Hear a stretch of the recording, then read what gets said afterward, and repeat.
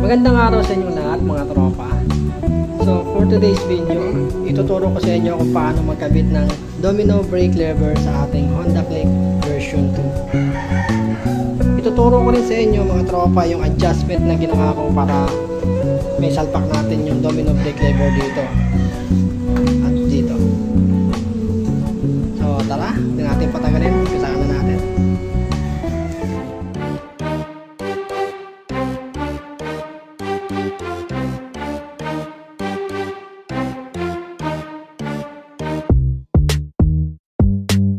Okay, so ito pala yung brake lever na ikakabit natin.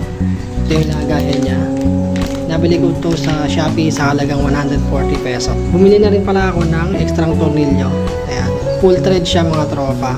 At ang size niya ng diameter niya ay 5mm.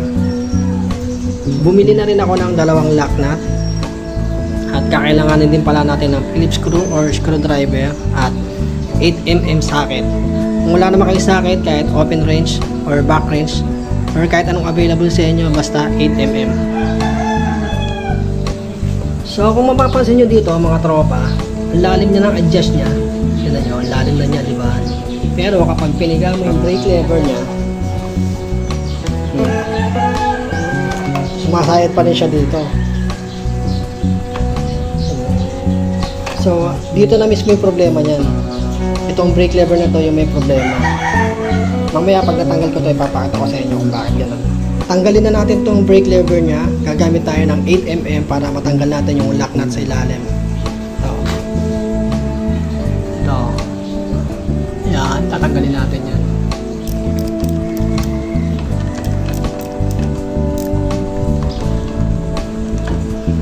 Yan, maluwag na siya.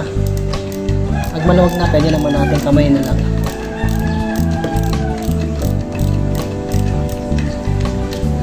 So ayan, maluwag na, tanggalin na lang natin ang pakamay. Tapos nalagdag pa. So okay, natanggalin natin yung dalawang lock nut. So tatanggalin naman natin to, yung dalawang yan. Tanggalin natin.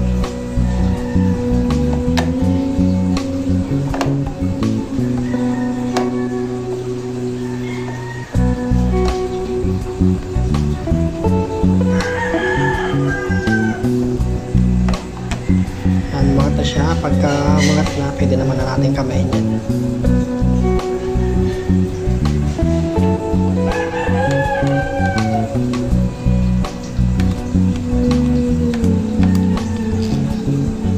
Yan, ganyan. Hindi siya full thread.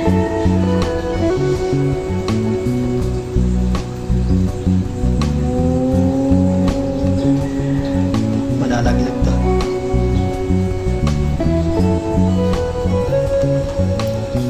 Okay. So ayan mga tropa, natanggalan natin yung brake lever nya. Ito yung sinasabi ko sa inyo kanina, okay, na nandito na mismo sa brake lever na to yung diferensya, yung problema niya kung bakit dumidikit pa rin siya kahit sobrang lalim na ng adjust mo sa preno. Ayan mga tropa, kung mapapansin nyo yung butas nya, hindi na siya bilog, oblong na siya. So kaya sobrang laki na ng play nya, kaya papalitan na natin to ng bago. So mga tropa, itong brake lever natin dito sa kaliwa or preno sa hulian, hindi siya plug and play lang.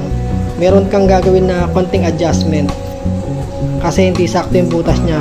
Ito yung butas na to, tsaka dito hindi sakto, or sa madaling salita, duling yung butas nya.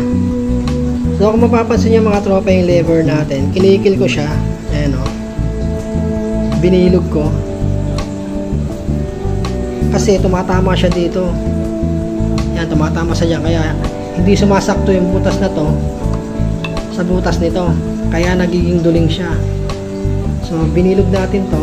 Ayan, kikil lang ginamit ko dyan. Saka ito, medyo binilog ko rin yung gilid nya, yung magkabilang gilid, para maganda yung play nya dito sa loob. Yan o, dyan kasi yan sa loob nya, sa slot na yan. So ito yung itsura ng brake lever natin nung hindi ko pa siya nakikikil. Ayan yung part na yan, yung may araw, yan yung tumatama. Kaya kinikil ko yan. So tara, ikabit na natin tong brake lever natin na bago.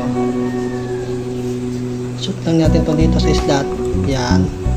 And then, ito yung pa rin yung ikakabit natin, yung stock na tornilyo niya, yung mahaba. Kasi yung isa dito, ito, nandito, maiksi yun. Tara, kabit na muna natin to.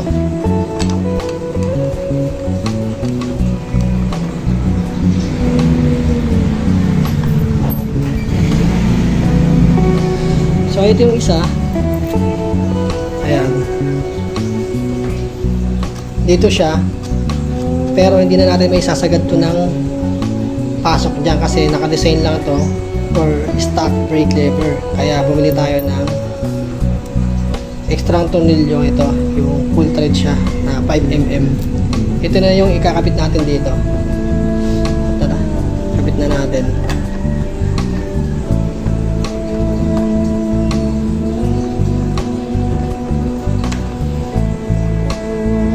Ayan, ikabit na natin.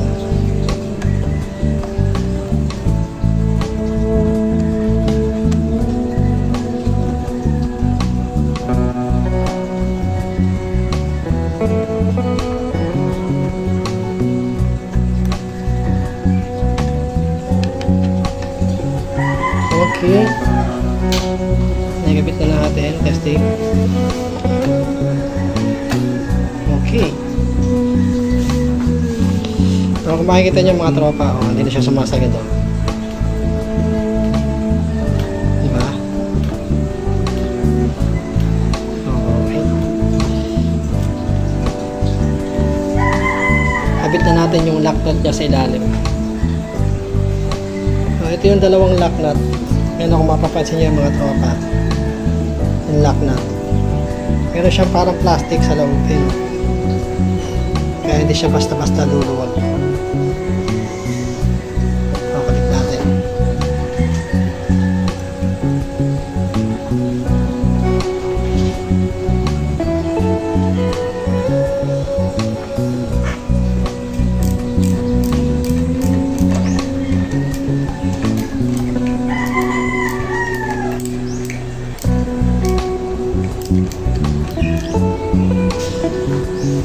So, natapos na tayo dito sa brake lever natin dito sa kaliwa or preno sa hulihan. Ikabit na rin natin yung mga lock nut niya. So, ikabit naman natin yung dito sa kabila. Dito naman sa brake lever sa kanan or preno natin sa unahan. Madali lang ikabit yung brake lever dito. Plug and play lang talaga siya. Tanggalin muna natin yung lock nut niya sa ilalim. Ito.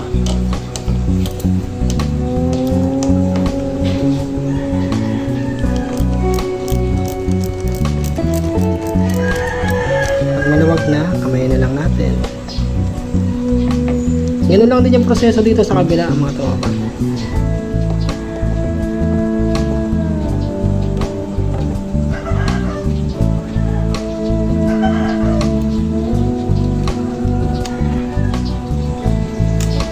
Okay, tanggalin natin.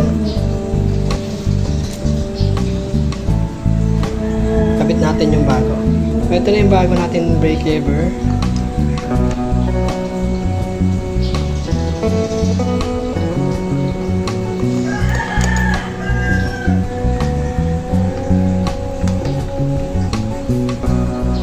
Ikabit na natin to. Ito palang spring niya, ilulusot ko lang dito sa butas niya. Ayan. Tapos dito sa kabilang side, nakakalawit lang siya. Ipitan na natin. Mahit lang muna natin, malambot pa naman siya.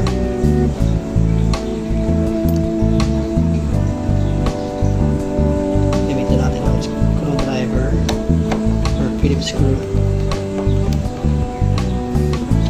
Okay. Kabit naman natin yung lock nut sa ilalim.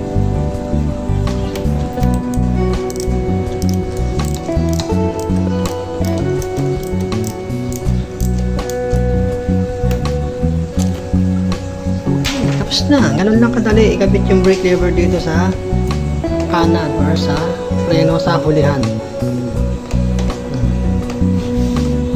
So ayun mga tropa, naikabit na natin yung ating domino brake lever. Ayan. So, ganun lang mga tropa magkabit ng domino brake lever sa ating Honda Click version 2. So, hanggang dito na yung video natin mga tropa. Sana ay nakatulong sa inyo ito at At huwag niyo pong kalimutan mag-subscribe at ride safe everyone.